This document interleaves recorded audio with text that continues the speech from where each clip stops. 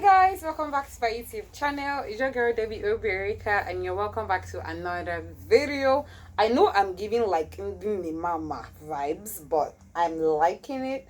So I'm wearing this top that my mom got me for my birthday, and I'm wearing this native Ankara top that rich auntie got for me as well. Anyway, welcome to today's video, and in today's video I want to give you juicy juice. So before I do that, take a minute to admire my jewelry, my rings, my earrings. They're all from my fashion brand New Beginnings Fashion.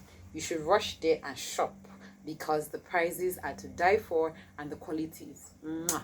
So in today's video I'm going to be giving you guys juice though about my first heartbreak. Ladies and gentlemen, this girl has experienced her fair share of heartbreaks, but I'll only be sharing one because there are a lot. Well, there are a lot of hearts, I would say there are a lot of heartbreaks, but if you have stood out more than the others. So I had my first heartbreak when I was 18, ladies and gentlemen. I started dating really early, okay?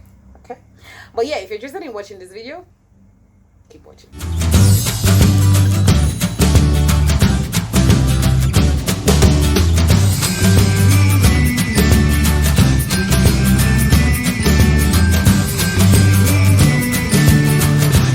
So like I said, I had my first heartbreak when I was 18. I started dating my boyfriend, my first boyfriend, well, official first boyfriend, was when I was 17, August 25th of 2013. I keep dates, okay? So we had been friends on To Go for I think about 2 years or so. We had never seen each other, so we had been talking. We did video calls then, I think Skype. I don't know if I had seen him on a video call, but I know that we had seen pictures. We talk a lot, chat a lot on To Go. I think he's okay. I can't say he's To Go name obviously. So, but yeah, but we used to chat a lot, so that was how we started talking. So when I finished high school and I'd gotten admission to go to University of Benin, but then there was ASU strike, so we're waiting. In that period he asked me out and I said yes, because I mean he was my very good friend. I was really comfortable with him, and in my mind, in my head, I always wanted to date one person and marry that same person. Ha! Life was just laughing at me. Anyway, so we started dating in August, obviously September, October, November, December, January, February, March. I went to school. I resumed school in March of 2014, and it was really good. He was in his final year in UNN and I was in my first year in Uniben, so distance was obviously a barrier. Had always been a barrier, but we were used to it, so we actually milled communication in that relationship regardless of the fact that we never saw each other. So I don't know if this happened to any of you. For the girls, I don't know about the guys, but when you're a fresher, you're a hot cake. Like it's like there's a stamp on your head that shows that you are fresh into university, and literally all the boys are on your matter. Like literally, whether you expose your body or you don't expose your body, whatever it is, you are sure a hot cake. Sorry guys, I'm wearing shorts under. You guys already know we only dress up, we don't dress down. Anyway, so yeah, so in that time a lot of people were on my case, and like I said, we're very good friends. So I had this thing where I was so used to sharing everything with him. This is not a disclaimer. Say, oh, don't share everything with your partner, do as you please, but if it's information you can keep to yourself, I think you should. But yeah, so I used to tell him everything about every guy that was toasting me, that would ask me out, and I'll just be like, I'm stressed out with all this toasting and asking out. Like it's really distracting me from what I'm doing. I'm trying to do something, somebody would just be disturbing me. Let me take you to lunch, let me buy you this and whatever. So there was this particular guy. He was an older guy. He was doing his master's in Uniben. He had a car. Then that, to be honest, now that I think about it, that car wasn't so much, but he was so proud about that car. Like he was so proud about it. Like he would always tell me, he'd be like, I'll pimp your life. By the time I'm done with you, they'll know that you are an undergrad student. I'll change your status. Or you being my girlfriend would change your life. All of that. This guy used to pester me every single time. Want to always come to my house. Want to always buy me ice cream. And I don't even like ice cream. So I would always tell my boyfriend that I'm really tired of this guy. Like I've blocked him. He always finds ways to just come back to my life and everything. And he would just laugh about it and then joke. And then my boyfriend was somebody that really cared for me. Like he used to send me money, all of that. Like with the little he had, he used to share. So he would just tell me one day that if I complain about how the sun is really hot and everything, he'll say, don't worry, give me a year or two. By your third year, I'll buy you a car. So all these men will not see you to be, disturbing you and everything. So we're good. We're really great. So one night, one evening, we're just talking randomly about random stuff. I don't know if I noticed any changes in our communication, to be honest. Maybe if I did, I'd have just thought, oh, maybe he was stressed out. Because he was director of socials in his university. UNN, being director of socials was a big deal and a very tedious job. So he used to be really busy. So if I noticed anything, I think I would have blamed it on the fact that he was also in final year and a lot of activities were happening. So that particular evening, we're catching up on how our day went. And I think I think I overdid it. I think I brought up, how was your day? I think I now mentioned that guy tried to get me to go out with him, but I even lied to him that I was at my friend's house, and I actually now went to my friend's house, so he wouldn't come looking for me at my house. So there's a bit of a silent phase, like 2-3 seconds, and then the call cuts. So in my head, I think, oh, maybe his credit has run out or network or something, so I call him back. So the call is busied immediately. I've never been blocked before. At that time, I'd never been blocked, so I didn't know what being blocked could result into. So I was just waiting, I was like, okay, he normally doesn't let me call and waste my credit. So not like waste or use my credit. So I was waiting. I was like, okay, maybe you'll call me back. I called again, busy, called again, busy. Next thing, I just got one long episode. Seems I'm not good enough for you. I can't take care of you. Your eyes are up there. You want the bigger things and they're better men. You think they're better men. Good luck with your life. I'm done with this relationship. Something like that. I'm not reading it word for word, but I knew that he mentioned things like I had Alaru, like not Alaru, I had Ojukokoro eyes and everything. And I was like, what's happening here? To be honest, my whole world literally crumbled. It crumbled, and then I said, okay, this is my boyfriend, please, it was. Maybe he's playing a prank. Like, he was really, really playful. So I call him and I'm like, he's still busy. And my friend is like, what's happening? I show her the message, and then she tries the number again on my phone. He's saying busy. And then she tries it on her phone and it rings, and she's like, he has blocked you, my nigga. Ha! Just like that. Like, we had been friends for over 3 years, or almost 3 years. We'd been dating for, I think, a stretch of about 6 months or something. So I was just like, why couldn't we just talk about it? Like, how did we get to break up? We didn't have any fight, nothing. We just broke up. So I keep trying to call him. I try. I can't reach him. And then finally I try with another number, and then his friend picks up and gives me the insult of my life. Calls me an ashawo, calls me everything that I can be called, and says I should leave the guy alone, that I've messed him up, that he's now a shadow of himself, blah, blah, blah, blah, blah. Me, I didn't know what I did. Like, I had no idea what I had done. So I kept trying to call, and he never responded to my messages, never picked my calls and everything. So I let him be, because I had to heal and I had to move forward. I had a lot of unanswered questions, but I was young, and I wish I still had that, kind of, energy that, okay, it's not working, we move. Now it's not working, let's try again. Then it's not working, what's the next best thing to slice bread? I beg, nobody has time for this when there are different types of bread. So I started learning how to move on. Being friends with somebody for 3 years, talking every day, it was a really, really tough time. I'm surprised how my 100 level result was my best result, because that thing really got to me. I can't lie. I'll be awake at night, I'll be crying. He broke my heart. The man of my dreams. Anyway, so I found out later in the future that he was a jealous person, and he had put like protective detail on me. I'm feeling like a big deal. I am a big deal. Hello. So he had this guy that was sort of like monitoring my movements in school.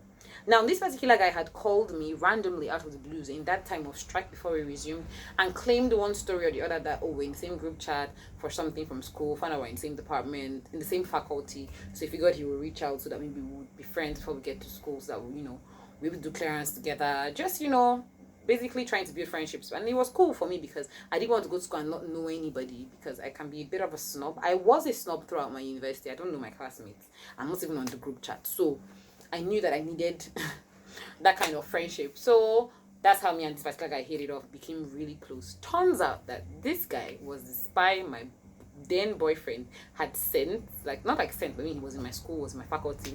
So he became my friend, and he was someone that I would talk to about things that were happening and all of that. So I think we had an altercation. We had a mini fight, and he went all out and blew things out of proportion. Lied to my boyfriend, said I used to go out with different men.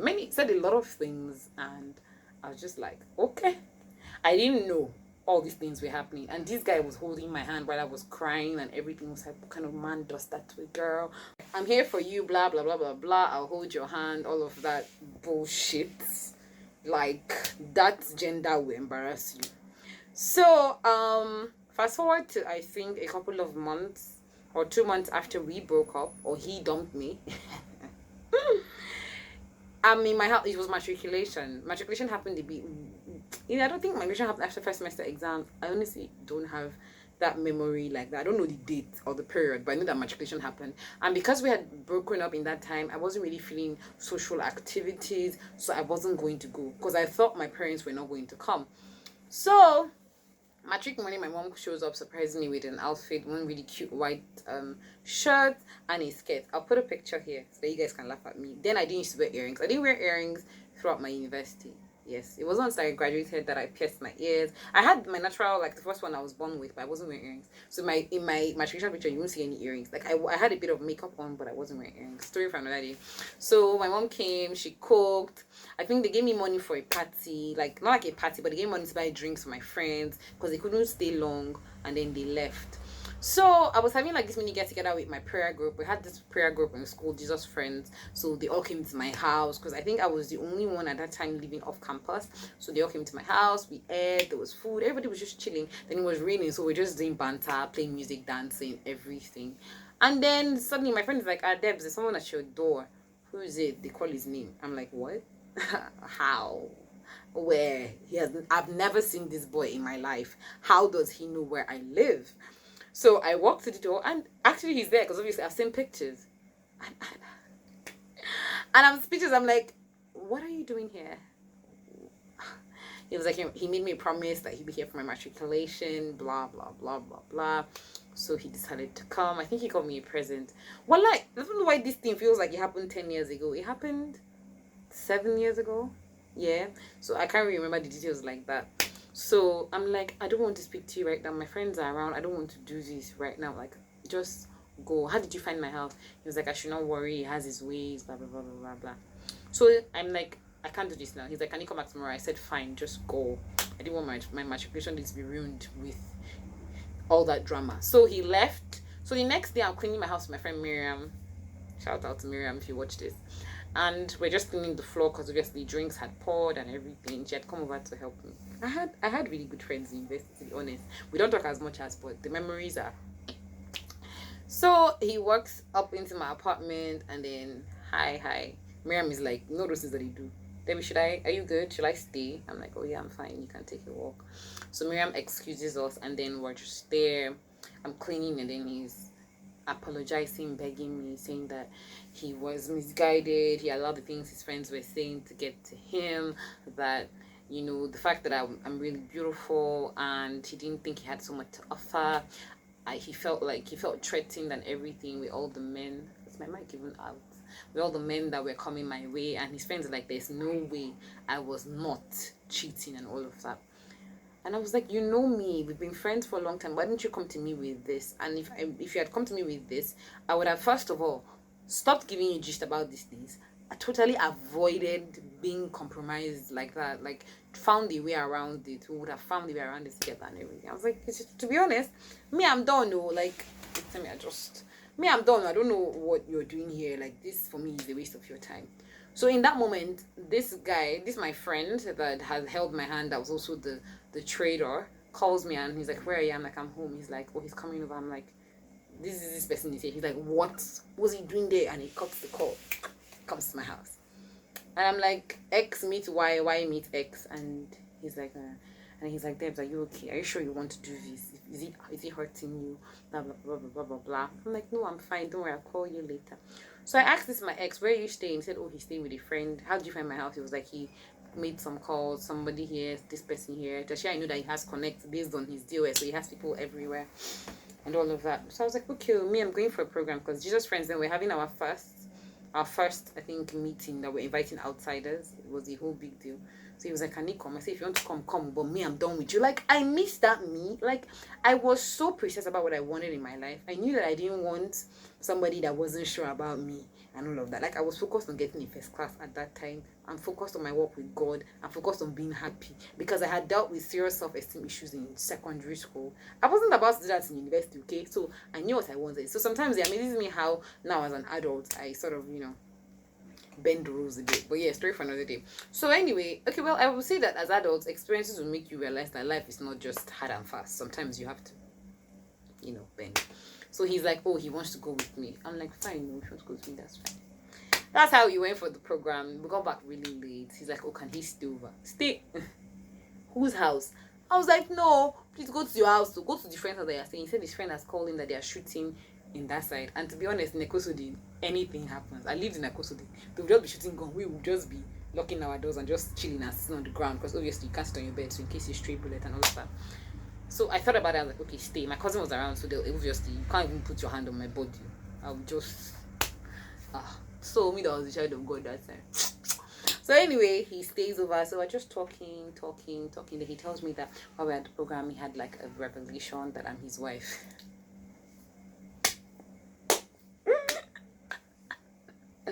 I'm so sorry. I know he might watch this, but I'm honestly not laughing at him. I'm just laughing at the whole. It was funny. Think about it. Like, if you're watching, my darling, think about it. Was it not funny? Like, when you think about that thing, you said, does it not make you laugh?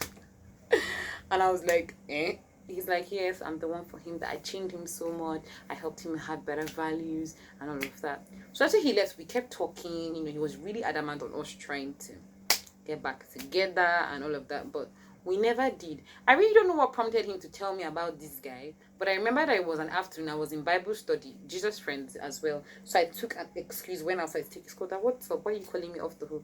And then he tells me all these things about this particular guy, and I'm really, in fact, I think that was the major heartbreak for me, because this guy was my family in school. Like, I would literally not function without him. Like, he had my back so many times. And he even started telling me that, oh, he liked me, he had feelings for me. And I was just like, oh, you know what? No, let's not mess our friendship up. So I guess, I don't know if he did what he did because he started having feelings for me or whatever. I don't know what his plan was. But then when I was told that, oh, this is actually who he was, I was really upset. And when I confronted him, he didn't deny it. Our friendship went south. He still tries to reach out to me now and again. But one thing I noticed about myself is that I can forgive you, but we're done. Okay, we're done. Like, I'm not angry at you, but I could never trust you again. So I don't see why we should be trying to fake it. I don't know how to lie. Like, if I don't want to be your friend anymore, I'll tell you, if it's guy, I don't want to be your friend. We're not enemies though. If you need something, text me. If I can do it, I'll do it. But I won't go all out to make you happy. That's not my job description, okay? So ladies and gentlemen, that's how they dumped your baby girl at 18. But you know, we bounced back like a bouncing castle. So that was it. It really hurt. I can't lie. It really, really hurt. That was my first experience of a heartbreak. Like, it felt so, words cannot explain. But yeah, it was an experience that I wouldn't take back, because, you know, it built me up for the next phases of my relationships, friendships, and all of that. Anyway, thank you guys so much for watching this video with my Ndi Mama self. Don't forget to like, share, comment, subscribe, and I'll see you guys in my next video. Don't forget to follow my business page on Instagram. They'll be on the screen. One love, guys. See you in the next day of Vlogmas. Bye.